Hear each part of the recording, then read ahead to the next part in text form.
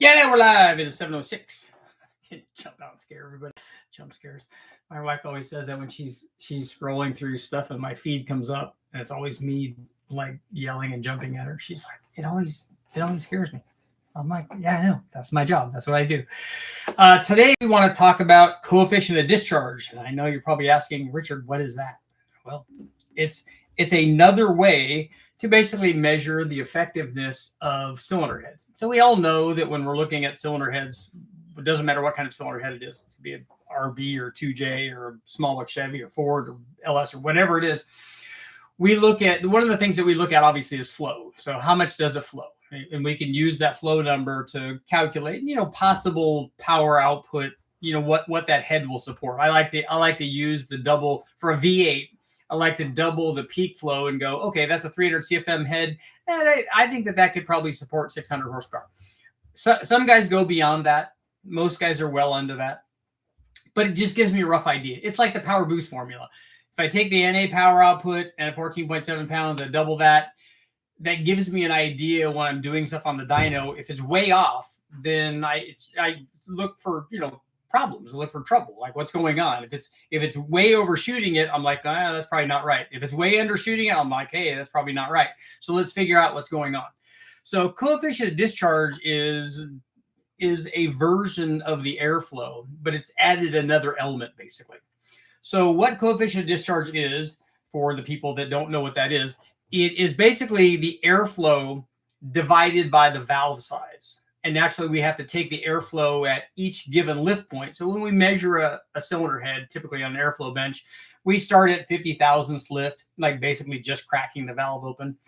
And then we go to, most of the time, I go to 100, 200, 300, 400, 500, 600, go in 100 increments. You can go in 50 increments in between there too if you want to get really precise. And then you can go all the way out. Some guys, like if you look at Ben's stuff over at, what's his name of Ben Strader's thing? He might go out to a 1-inch lift thing because they might have cams that are that big and he's running that. So, you go as far as you need to go for the kind of head that you're testing, for the kind of application that you're doing. So where coefficient of discharge comes in is if you take each one of those flow readings, like let's say we're flowing 200 CFM at 400 lift. If you divide that number, if you divide that 200 number by the valve size, we come up with another number that's representing the efficiency. It's not just saying, hey, it flows this much. It's saying it flows this much with this size valve. And you have to go and do that at every lift range. And then you have to compare that to another set of heads.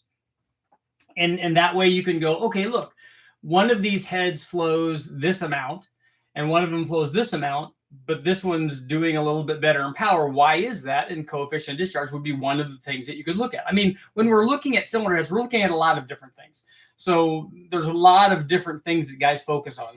The peak flow, obviously, the peak intake, the peak exhaust flow, the ratio difference basically between the intake exhaust. Does the exhaust flow 60% of the intake or 70 or 80 or 90 or what is it? The guys look at that. They also like to look at, if we're talking about the lift range from 50 thousandths up to 600 or 700 or 800 thousandths, they also like to look at the mid-lift flows. The mid-lift flows are like, I like to think of like where the thing is really starting to make.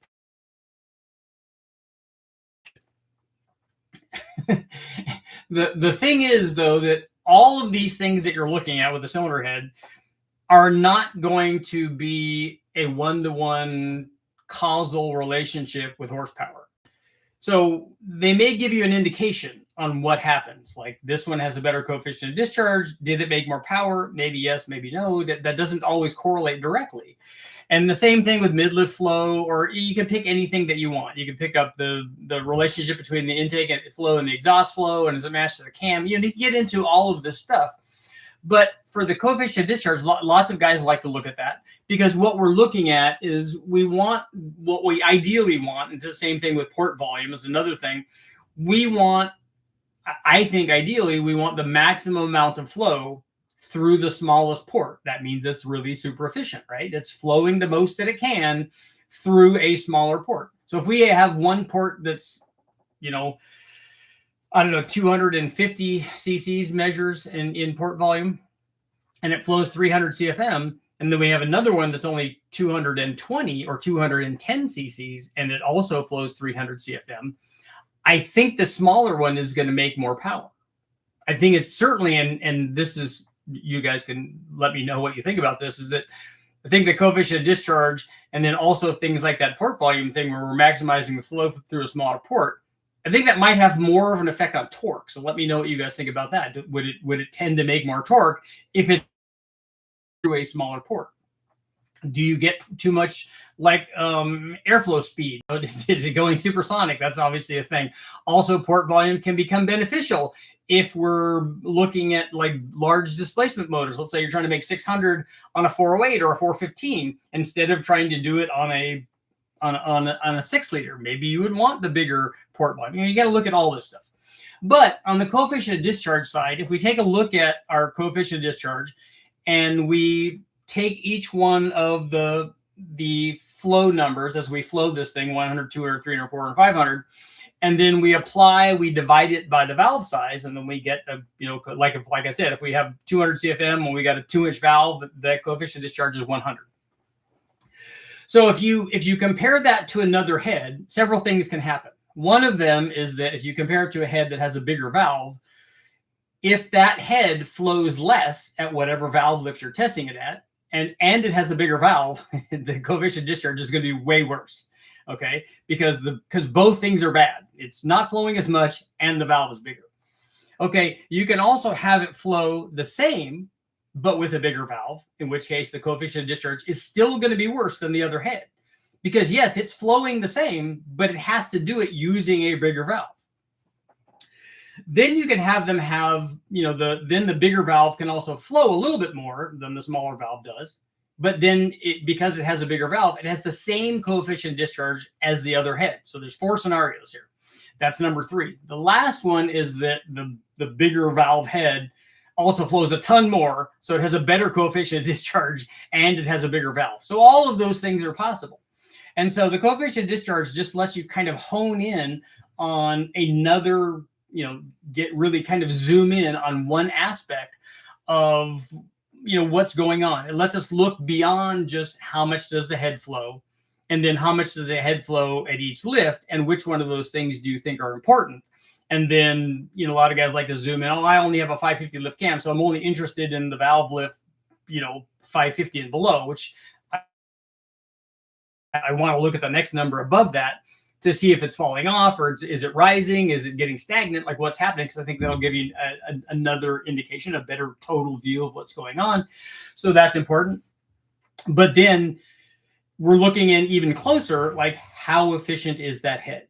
Does it flow a lot? Yes. Does it flow a lot with a small valve? Like, does it flow a lot with a 2-inch valve or 208 valve or 2165 or, 2250 or something? The bigger the valve is, the easier it is to get big flow numbers. A lot of times what happens is you can kind of trade like low lift airflow sometimes with bigger valves and certainly with bigger ports, because a lot of times that goes together. Like if we compare a 4.8 head or a 5.3 head or a 6.0 head, since they're the same, if we look at those like a cathedral port versus a rec port, we see that the rec port has much bigger valves, much bigger, in fact, particularly much bigger than a 706 or an 862 head. But it also has much bigger ports. So if we were to compare those two and run those on the same motor and go, yeah, like this one made more power, or if we just were to compare them on the flow bench, we'd go, yeah, this rec port head flows a lot more, but it also has a way bigger valve. So which one of those has a better coefficient of discharge, and then which one makes more power? And what we'll see when we do something like that is we will see, does the motor need all that extra flow? Like irrespective of the coefficient of discharge, does it need the flow? Like, do we have, if we're testing it on a 400 horsepower motor and we have 600 CFM worth of flow because we've got a head that flows 300 CFM, like a rec port LS head, it doesn't matter because it's not going to utilize any of that flow. In fact, it probably would just be oversized for what we're doing. The port would be too big, the valve would be too big, the coefficient of discharge probably wouldn't be that great, and it just wouldn't be effective on that combination. So we got to look at everything. And my point in all of this on the coefficient of discharge is we're focusing in on one thing. It's like focusing in on rod ratio or bore to stroke ratio or bore versus stroke, or these dimple pistons or the pin offset that we get focused on one thing. And I've had guys in the past tell me that, oh yeah, it's everything. It means everything. I'm like, no, it doesn't mean everything. It's one thing. Because I know for certain, having done lots of head tests and done lots of flow testing before the head test, and then measured out just mathed out the coefficient of discharge, that the coefficient of discharge doesn't always tell you what's going to happen on the dyno, because it's only one thing. It's only one variable, just like rod ratio is only one variable, or bore and stroke is only one variable. The camshaft is only one variable. All of these things are just one thing. And it would be nice if that told us what the winner is going to be every time, because then I don't even have to go through the trouble of swapping 15 different sets of cylinder heads and stuff. But you still got to do that, because it doesn't tell you directly. It's just another thing, another arrow in your quiver that you can use. It's something that you can bring to battle and go, hey, look, along with all these other things, along with the head flow and the valve size and the different lifts and the coefficient of discharge, and then the port volume, and then the chamber design and all that stuff. Because that's the problem with coefficient of discharge. It doesn't tell you anything about these other things. It doesn't tell you that that's a good chamber volume, or how the valve reacts to the chamber. It doesn't tell you, like, we could have this amount of airflow, but how did it react to a multi-angle valve job? There's a lot of things that will come into play that would change the way that the thing makes power, even with the other numbers being the same. So the point of all this is coefficient discharge is really cool. It's another thing that you can use to try to evaluate different cylinder heads and possibly power output, I guess. But it's not going to be, an end all be all thing. It's just another good tool. It's like we have a toolbox full of screwdrivers, and each one of them is not the ultimate screwdriver. There's lots of good ones. All right, let's see what you guys got going on. Crash, yeah, what's going on? Yep, magic numbers. Yeah, we got math, because everybody loves math. Scottish, what's going on? Does a 14.7 roll tool apply to twin turbos? It doesn't matter. It just applies to boost. Superchargers not as much, because you got to subtract the parasitic loss. But the twin turbos are just joining together and then adding boost into the manifold. So the manifold only sees boost. It doesn't see twins or singles. It just sees boost. Love the shirt. Dinosaur. Yes, Dinosaurus Rex. I got notified. Nice. Excellent. Danny's in the house. Power wagon. Is cam LSA important? Is it important to what? 86, 383 stroker, running stock heads and TPI. Intake compressions around 11 and a half. 262 cam. How much horsepower and torque am I looking at producing? Do you have stock aluminum heads on that? And you have 11.5 to 1, and you have that small camshaft in it? Like, what fuel are you running this on? Because you're going to be limited by how much timing you can run in that thing, because it's definitely going to want to detonate. Is it true that if I ring gap my LY6 to boost it, the engine will be the weakest replaceable part while I put forged internals in it? It won't. I don't know what you mean by the engine will be the weakest part.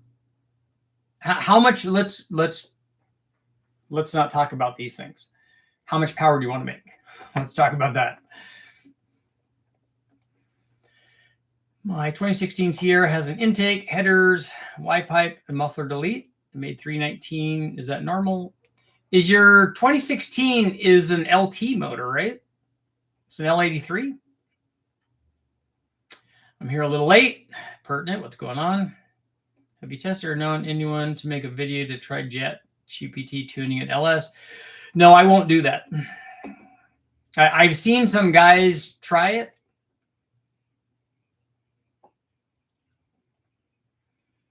So who do you talk to if it's wrong? Like if they tell you to run 35 degrees of timing.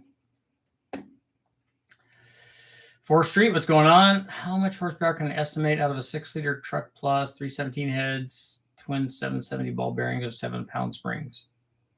7-pound springs should get you near a 50% gain from your NA power output. What's your opinion on Speedmaster 210 heads? From what I've seen, they're comparable to 799. It's just with a bigger intake valve. I would be leery of those heads.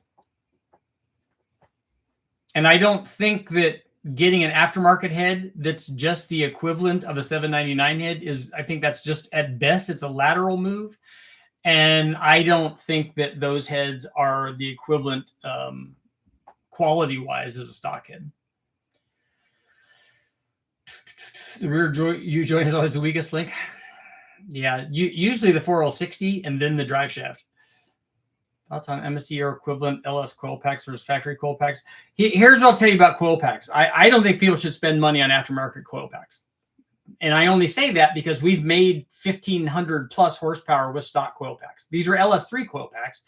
And those are the ones I recommend because those are the ones that I've spent the most time with. And those are the ones that I know about. I've also run boost on the truck ones. And I think part of the reason that we do that is because we do it correctly. I put the plug gap down to 18 or 19 when we're running boost. And then also we can control the dwell when we're running a Holly. So if you can't control the dwell on a factory setup, which you might be able to, somebody let me know, somebody that's a factory ECU tuner, if you can add dwell to that, then that changes what the output of the coil.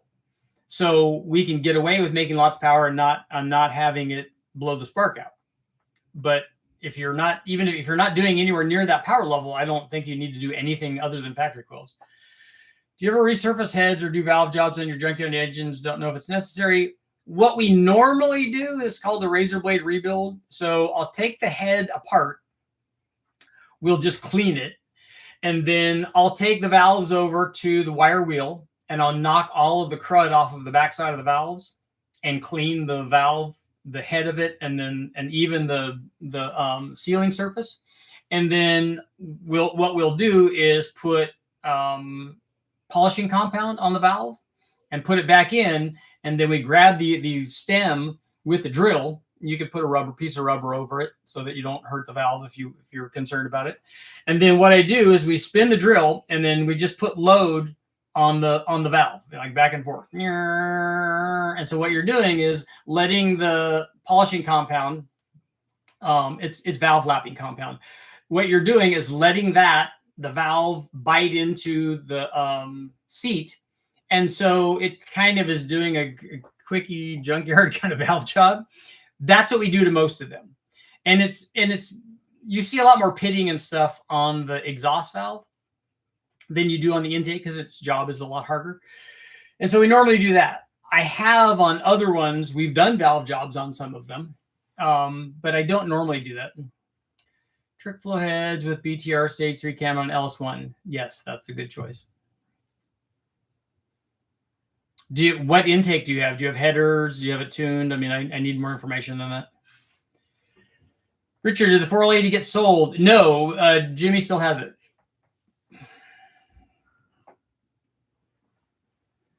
Someone was saying the D585s are not ideal because they can auto fire if the dwell is too high. Is he right or full of it? I've never heard that, but I don't know everything that there is to know about coils. I only know what I know. I only know the things that we've tested. And so I'm not an electrical engineer and I haven't heard of that before. That's the first I've heard of that, but I'm not saying that it's not true. How much does port shape affect coefficient of discharge? Well, the only way that port shape would affect coefficient of discharge is if it changes the flow rate of the port.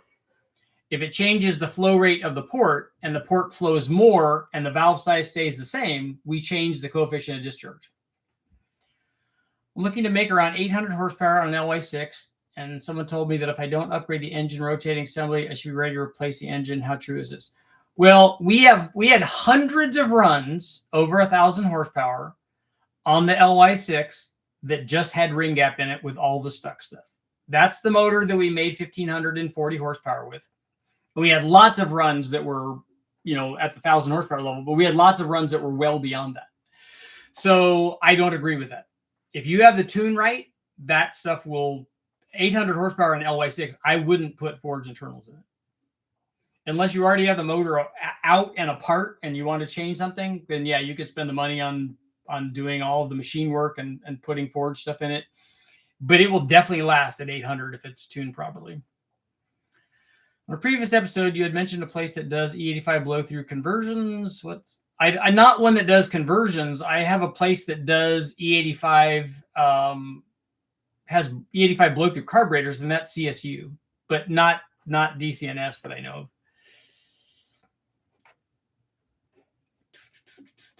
Speed engineering, full exhaust, remote tune from GPI. Well, the GPI guys know what they're doing. Well, time is limited by the GM because you could run out of time before the piston approaches TDC at the ignition cycle. We're running 4 to 4.5 milliseconds on ours in the Holly. Keep the timing out of it until it's up around 5,000. The bottom end will hold on to a lot of power. Is a 245, 255, 660, 655 lift cam. Overkill for a ProCharge 6-liter with 799 heads and a Holly high ram. I don't think you need the cam to be that big, but the thing where it benefits you is that the cam will want to run a lot of RPM, particularly with a high ram manifold. Of all of those things, the heads are holding you back the most.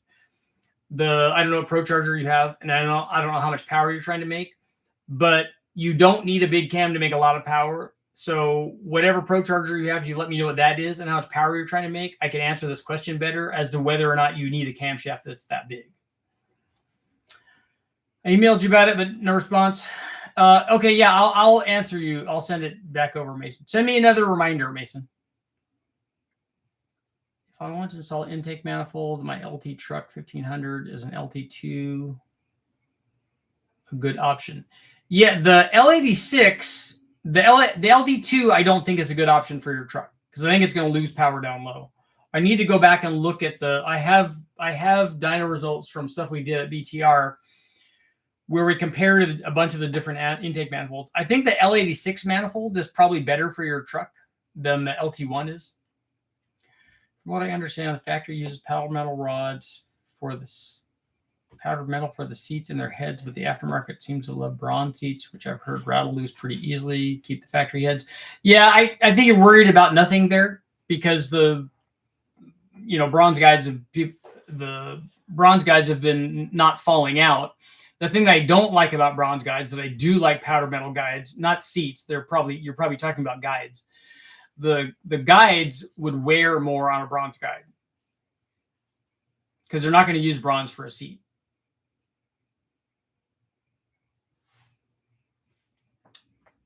Andrew, for 1500 horsepower build, I would use that's one of the things I specified on the heads, on the 220 heads that I got, the trick flow ones, is I wanted powder metal guides. It was an option, and I definitely like those better. L96 12-to-1 acceleration stage 3 camshaft 823 heads, hoping to get 520 wheel horsepower. Yeah, I don't know how big that camshaft is, and I don't know what intake you have. 520 wheel horsepower is over 600 horsepower, and from a 6-liter, that's hard to get.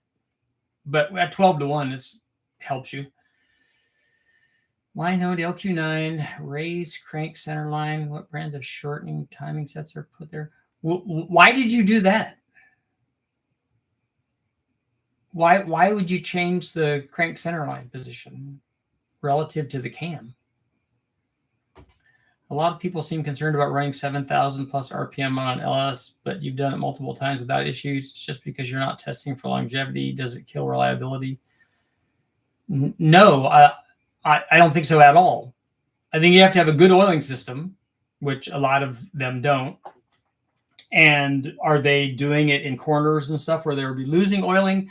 But otherwise, no. The valve train is definitely set up for that. You just need to have the right kind of cam that's stable there, and then the right matching spring rate, and not just like lots of rate, but the right rate and the right frequency, and it should be fine. We've run hundreds and hundreds of runs. The one junkyard motor we have is running it's probably got 100 runs at 7,800. F1R ProCharger trying to make 12 to 1,300. Okay, yeah, you're going to be up in the RPM range anyway, so you're probably fine with that cam. That's really big, but it should work. Got my HP tuners, I'm assuming. Haven't opened it till I reach my power and performance class. Still trying to get the right flex plate for the 4L80. I have valve springs, intake, and exhaust done. Nice. What other supporting mods do you recommend to make a cam swap fully supported with the least amount of shortcomings? Valve springs, intake, and exhaust. What intake did you put on it? And do you have, are your heads ported? What size of the motor did you tell me already? And I've already, sorry, I'm a paint and body guy trying to maneuver your world. I have to check, but you're probably right. Yeah, I'm usually they're talking about the guides. If you're the bronze guide guy, the powder metal stuff is really good because they don't wear. And so the bronze stuff, particularly if you're running a high lift cam and you're running stock rockers, which tend to, like at 600 plus lift, they tend to side load it. And so they wear.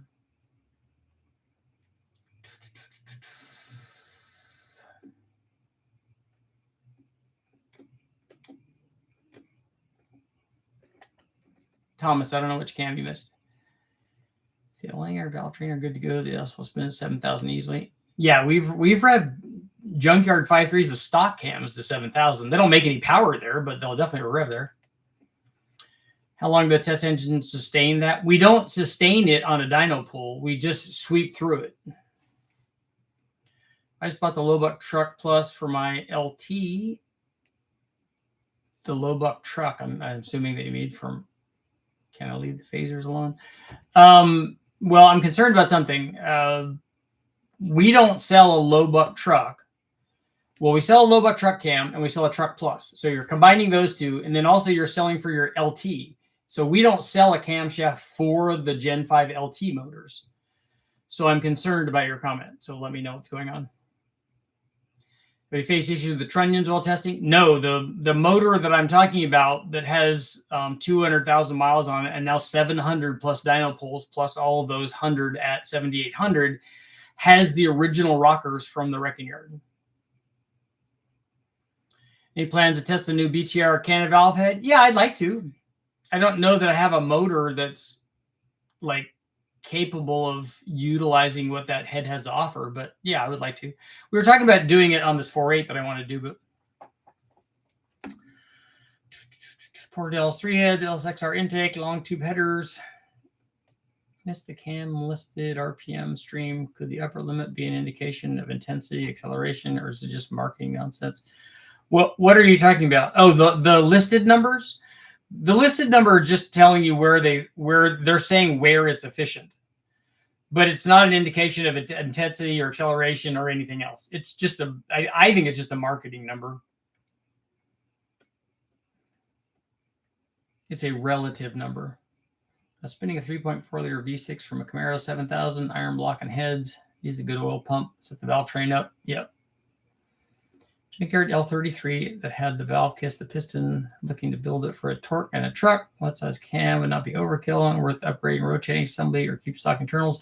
If you're doing a truck motor and you're doing a truck style camshaft, meaning a low 6,000 and less RPM kind of thing, you don't have to worry about valve train. I mean, you don't have to worry about you have to worry about valve train. I mean, you just have to have springs. You just have a cam and springs in it, basically. But you don't have to worry about the rotating assembly. When's the 100 horsepower cam coming out? Oh, Jimmy and I were just talking about that. I may not comment much, but I appreciate the information. Thank you for commenting and saying you appreciate the information. That's good. Small but Chevy 441, 9.7, FR210s. Looking at 1,200 horsepower, 12 PSI. So that's a 600 plus horsepower NA motor. I'm looking for your turbo suggestion. Thinking your twin 1600s. They would definitely do that. Trying to stay on 93, 242, 248 cam. Yeah, I'm hoping you have a good intercooler and stuff. The 3582s are probably what you would want for those. Or even the twin G35s, which each one of those is rated at 1,000 horsepower, but it won't make that much. But as twins, it starts to get closer to what you produce. So those will easily do 1,200. Richard, is it expensive to build a big block to make 700 horsepower flywheel that would rev to 7,500 max? Yeah, 7,500 RPM big blocks are usually getting into the titanium valve, stud girdle, expensive part of things. 7,000 is not there. That's still a steel valve and stuff. And it depends on the 700 horsepower, depends on what size it is.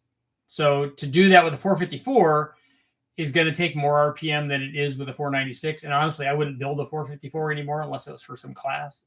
If you had a big block, it wouldn't get a, you know, it wouldn't get a 4-inch stroke crank in it. It would be made into a 496 because it's so much easier to make 700 that way. Hope you're doing well. Yep, I'm doing good. No snakes today. I didn't even go out and look. It's just been too hot.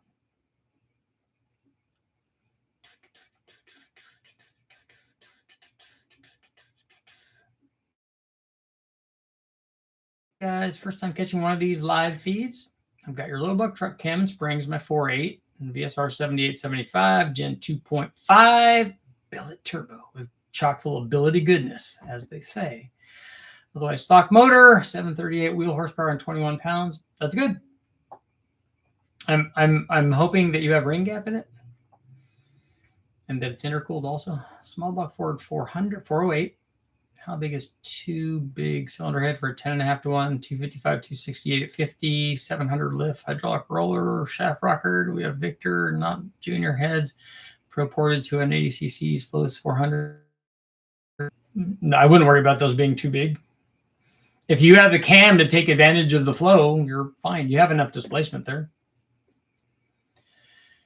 My main bearing clearances are 2.3. Stock rod bearing clearance. Should I use a high volume pump or OEM M295 pump when adding a supercharger or turbo kit? Yeah, you could put a high volume pump on there. What is your 2.3 on a main though? That seems a little tight. What are your rod clearances? Oh, stock rod bearing clearances. Okay. Yeah, I don't think so. I don't mind getting a high volume pump if you're going to have a turbo or twin turbos or oil cooler or that kind of stuff. 23 is probably not too far out of range of the stock range. Yeah, just put a high volume pump in it, see what happens. Do you recommend a high volume pump and building boost? No, the boost doesn't have anything to do with it. What it has to do with is feeding the turbo or feeding other things that need extra oil. I hear a ticking noise between time to time when I start the engine. This is a common issue on LS engines. It is on high mileage engines. Mine does that. Mine makes noise because it has 355,000 miles on it. Bushrod life. Like, is it like gangster life? Coefficient is just the number before the variable.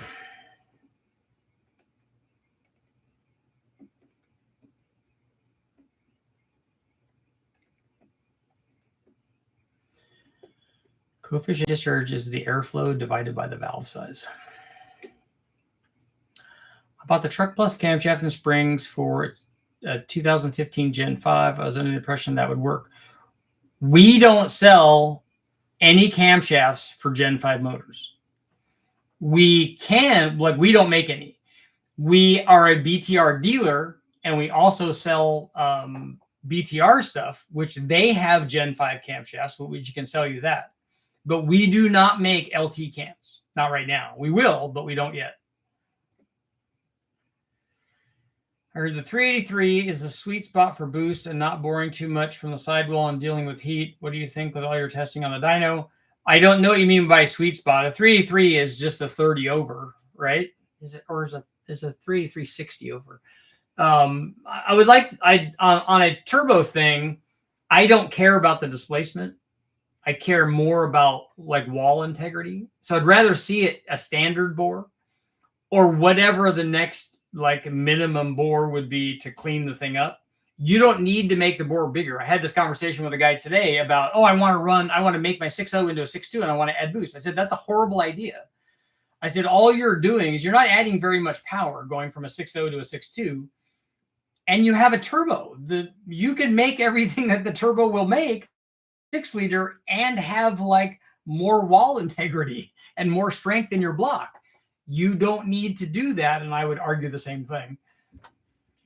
I plan on only ever going to 900 horsepower with the 1050 turbo be better for the 6-liter for early response than the 1200. No, I was thinking of doing that as twins. I would sell you 2 of those. We will have another turbo for the 6-liter, but not a single one. If you're going to do 1200 with a single, then you put a G42 on it. But if you were doing twins, then twins would be like our 3076s would be the way to go. 700 horsepower and 700 foot-pounds. Yeah, you can do that with a big mild motor will do that. Building a truck motor or a turbo motor will do that too.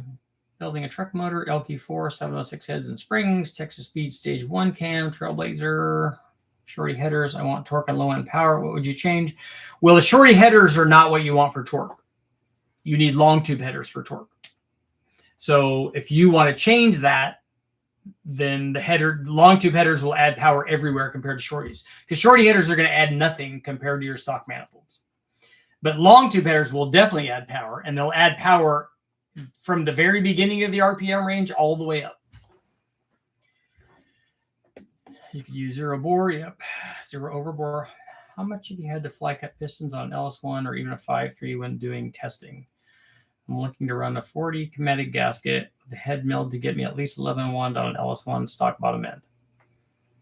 Well, I don't know how much did you mill it? So on our 5.3, we have a flat top piston. We have an 041 gasket on it. We've milled at 30, and we have a BTR stage 4 LS3 cam in it. At what power rating do you suggest making the switch to E85 from pump? You will gain power from E85 at 7 pounds. At any boost level, you will gain power from E85 because you'll gain power from the E85 itself, and you'll gain power from the ability to add more timing and add more boost. Planning on building an LQ4, low book truck, 3584. What intake do you suggest? I'm using the truck to pull a camper to travel the country. I'm worried about reliability. Any tips? It's 13,000 pounds. Yeah. Did we tell you to get that turbo for that? Because on a 6-liter, I would recommend the bigger turbo. The intake, you can use either a truck or a Trailblazer SS. I honestly, given the fact that you have a turbo, I don't know that I would even worry about stepping up to the associated problems with putting a Trailblazer SS in place of a truck. I just don't think it's nothing that another half pound of boost or whatever doesn't change. Howdy, Richard. Looks like this is the last night of cold weather now with the heat wasp mistakes. Yeah, it was hot today. It's still 77 right now.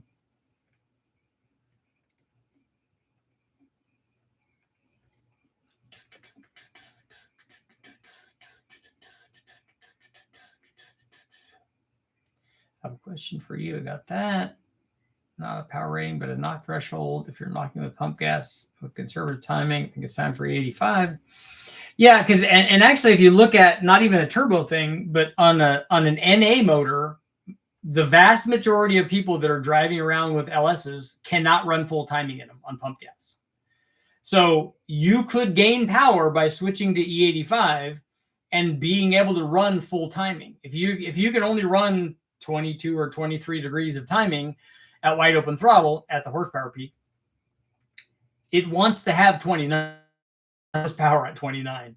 So if you can't run that because you're running 91 octane and you put E85 in it, and now you can jump up that 6 degrees of timing, you're going to pick up power, even on an NA one.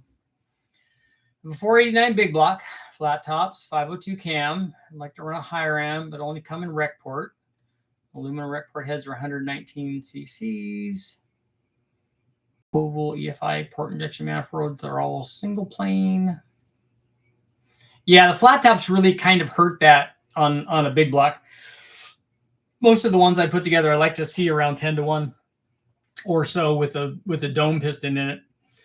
There are some heads out there that are smaller chambers. And is the high ram, are you locked in on the high ram? I like it. I think it's a good intake manifold. But I'm surprised that they only made it in in a rec port. What would you think would be a better daily driver street setup? Oval, 110cc single plane, or the lower comp high ram?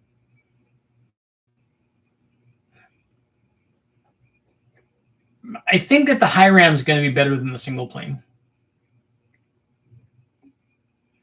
Auto Parts City just got a Chevy truck with a 5.3 that had 462,000 miles and no rust composite box and still ran pretty good. That's nice. At what power level should I get thicker deck heads for boost? Probably above 1,000, I would guess. LS1 heads will be using 202.16 valves, so they're going to small block Chevy stuff. 227 cam, piston to valve clearance. 227 on a 111. You're definitely gonna have to measure it. It's close enough to where you have to measure it. Should one's 2022 LT62 make rattly noises until it runs for 90 seconds? No, it shouldn't. A brand new, and that's brand new in my world because mine's 2002, should not make that noise. Should not make any noises. Is twin turbo worth the effort of 2 oil lines and 2 intercooler kits worth of piping versus welding pipes that come from the other bank? The choice of twins is usually just fitting it. Do 2 fit? I mean, first of all, do you like twins and then when they look awesome and you want to say you have a twin turbo? That's a good enough reason to run twins and go through the piping and make it look cool. Otherwise, if you can fit a single turbo usually is easier and you don't, and less expense. You don't have to have 2 wastegates and sometimes 2 blow-off valves, although oftentimes they put the blow-off valve at the merge of the 2. I'm considering decking the block on LM7. What is the limiting factor that you encounter first? Is it hitting 0 deck relative to the piston or too high of a compression for pump gas? Why are you decking the block? Where are your pistons now? Because it's not unusual for LS pistons from the factory, including LM7, to already be out of the deck. So don't cut the deck until you know where your piston is.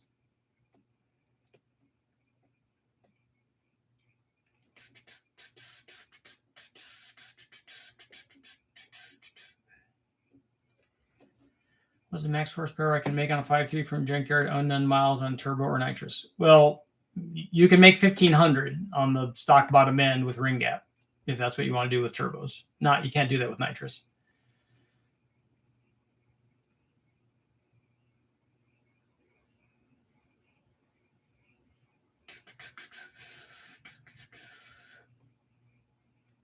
The 383 Mopar is a sweet spot for boost, especially with twin turbos. Oh, the 383 Mopar, the best engine ever made. That's according to Dulcich. A lot of people do twins for aesthetics. Yep. Thanks for the 408 answer. You're welcome. It's possible to keep stock timing curve on E85. You won't ever have NA timing curve on a boosted application. You won't run 29 degrees of total timing under boost, if that's what your question is. When are we getting that SML to play with, or the SMX? You have to talk to Morris about that. 383 is 30 over and longer stroke. Sounds like I need to leave a stock bore and go to 4-inch stroke, maybe a token appreciation. No, I would absolutely not do a 4-inch stroke in a small block Chevy.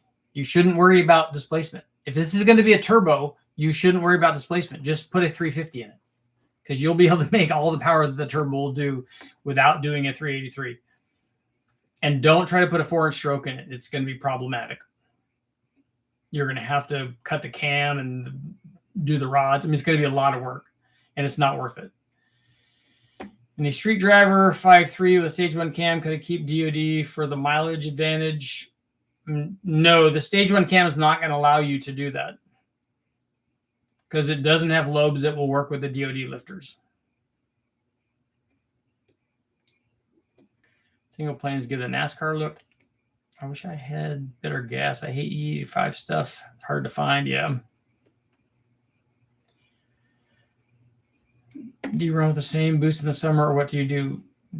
What do you mean? What do I do? We run boost summer, winter, fall, it doesn't matter.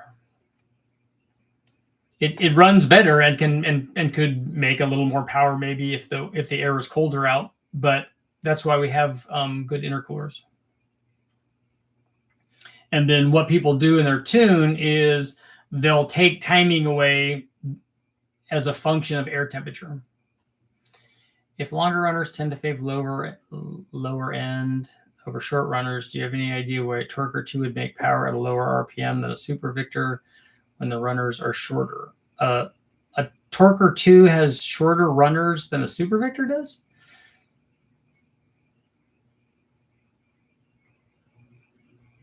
All of the Torque 2s that I've ever tested are longer runners than a Victor Junior or a Super Victor.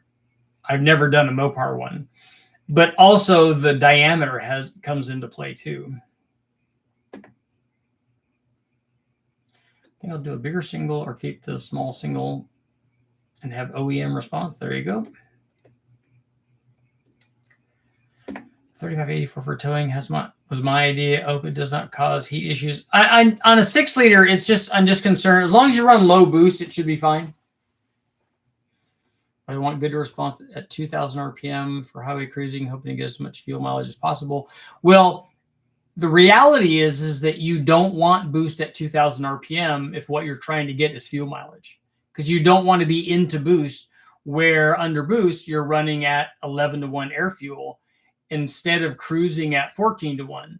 So ideally for fuel mileage going down the freeway, you don't want to get into boost until you really need it. That's the way that I would look at cruise fuel mileage.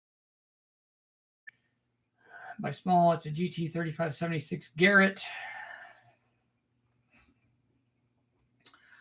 6-liter correct rig gap, everything tuned correctly. How long can I expect for anticipated 1,000 holding together if not abused? Any reason besides obvious mechanical failures? What would fail? I don't think you're going to fail anything.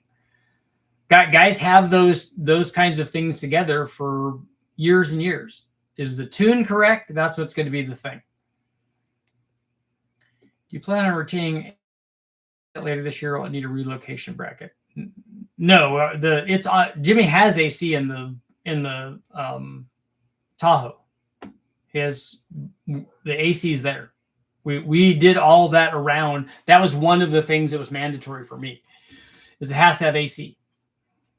It has to fit with all of the stuff.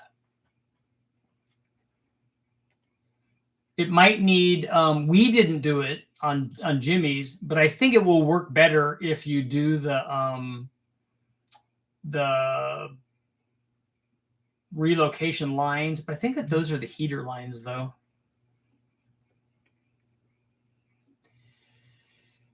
Your GT 3584 goes up to 800. Yeah, but not on the 6-liter. You're running to Steve Dulcich, tell him he's missed. I know he is. I need to go see him again. We're going to do more testing on the 8.1 with your cam on boost.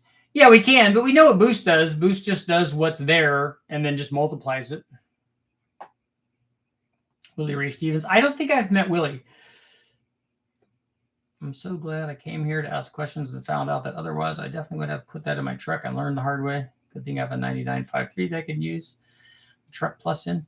Yeah, it wouldn't. If you were taking out your LT cam and you were looking at this cam, you're like, yeah, that's one of these things is not like the other one. Not tied to the high ram, but testing shows it. Or Edelbrock XT should have better low end, though single plane, no port EFI dual planes. Could I run the L29 heads and have with whatever intake with a G42? You could run the factory intake.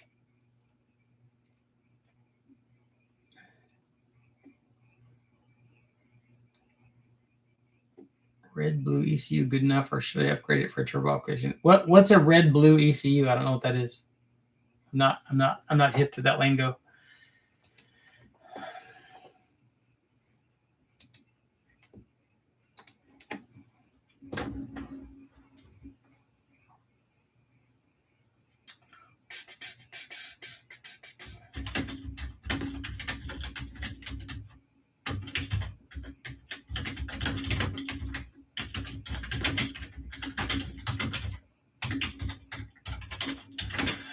Okay, do you understand coefficient of discharge after this discussion?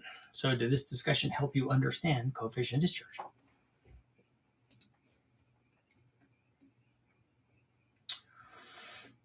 Just a quick question. Ever tested low drag piston rings? And just curious if you did those for torque. I haven't. The guys at WASTEGATES have. Brule have run. They've run that kind of stuff. And yes, it is measurable on the dyno, but it's most effective if you also have a vacuum pump on it. And also the low tension rings also usually are part of a gas ported piston. So, you know, the gas ported piston is part of that equation. So, you know, are you testing just the wrong piston in the gas ported thing? And then do you have a vacuum pump to take advantage of the low drag pistons? An LS is hard to beat in my area, but for cheap and under 400 horsepower, the Windsor 302 is like 2,000. The bell housing to match for the T5. Yeah, it's just, do you guys have heads and things over there for the 302? Because 400 horsepower from a 302, from a stock bottom end 302, takes as much cam as you can kind of put in there, a good aluminum head and intake manifold. Delphi ECU 206 and below. Yeah, you can run a turbo with a factory ECU. In fact, we have tunes now. I wanted to mention that the tunes are available now up on the store. Would you recommend for oil filters and grade? I just recommend that you change it every 3,000 miles. And we put in our junkyard motors, whatever's on sale, but it's a 530. It's STP or the AutoZone brand or whatever. I missed the first part of the chat. Didn't even know that's what we were talking about. Yeah, we were talking about coefficient of discharge. A BMW came with low tension piston rings from the factory. They're notorious for oil consumption. I think probably the OEMs would be doing it to try to get better fuel mileage. It would be a turbo and not any. Okay, yeah, then 400 is going to be easy. Obviously, a Bear is even cheaper. Yeah, 400 horsepower Bear, it doesn't seem like it's that hard to do. Are low tension rings feasible for a daily driver? They're unnecessary for a daily driver. They're not even something you should consider or worry about. It's not an area to look at. Yep, tunes for factory ECUs. There.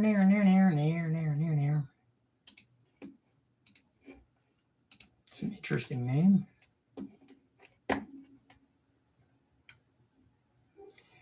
We make accessories for American pickups and SUVs. We're looking for creators to do short UGC videos. Somebody tell me what a UGC video is. I don't even know what that is. Shows how much I get out. Turbo house from a Bear.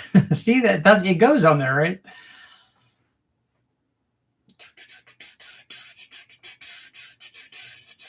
David, is it possible to personally contact you? What is your question? Other than that question. Do you understand coefficient of discharge after this discussion? 52-48. That's like 50-50, or that's a yes and a no. That's kind of both of them. Have you got 1940 16 millimeter film?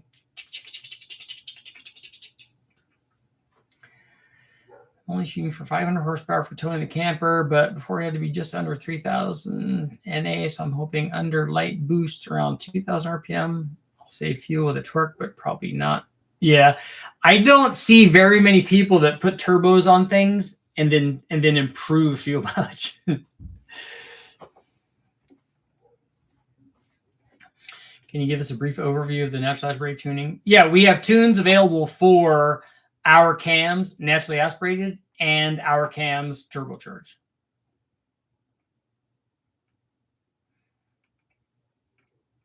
Currently on my second 383 Mopar, mocking up a turbo setup right now. I like to keep the stock 4-barrel intake manifold.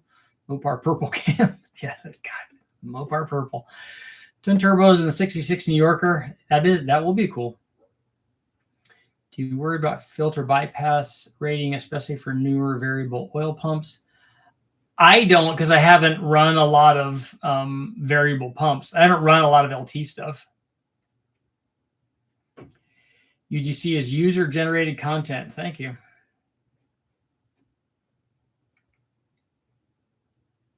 Early about the 86-383. Yeah, what is your question? I don't recommend putting a 4-inch stroke in it. I don't recommend you. I mean, 30 overbore is fine for a small block, because most of the blocks that you find, if you're dealing with a stock one, that will be fine. But like I said, there's no need to make it bigger. All you need to do is, if you have 1,000 horsepower turbo, whether you have a 350 or a 383, they're both going to make 1,000 horsepower, or both have the ability to make 1,000 horsepower. Air Force film. So do you want the film container from the SR-71 or the what is it? What's the other one before the SR-71? The U-2 spy plane. I think I understand coefficient of drag on an F-body car. Yeah, this is coefficient of discharge. This is a different thing.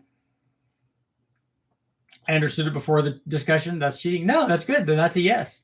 I take that personally as a win, because you did your homework beforehand by being smart.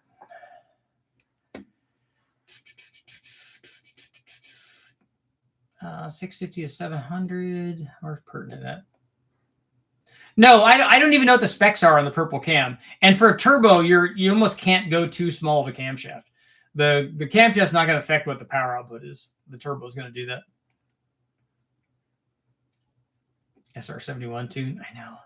Those planes are so cool. Even now, they're amazing.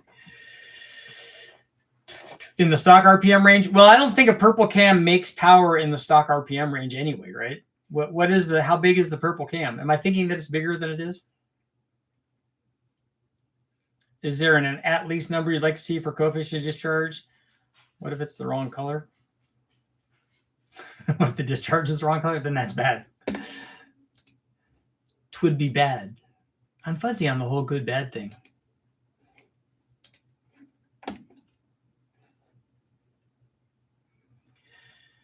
And so we're going to end our poll at 53 yes versus 47 no. So we'll take that as a win. And we got one more minute.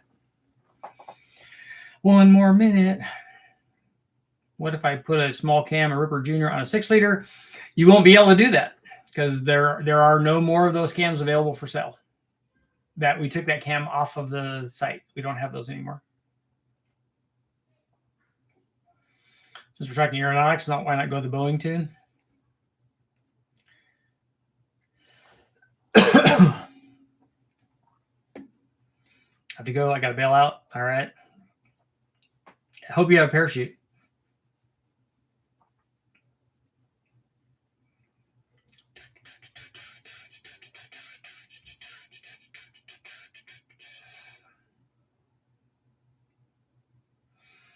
I'd like to go back and see Steve again. I'd like to have him do hoops on the on the 1-liter sprint motor. Uh-oh. I like that. Parachute points for that. That's you falling out and then remembering, oh yeah, there's one hanging up in the plane. But then your buddy is going to dive out with that, putting it on, and then grabbing onto you, and then you both parachute to safety, because that's how James Bond would do it.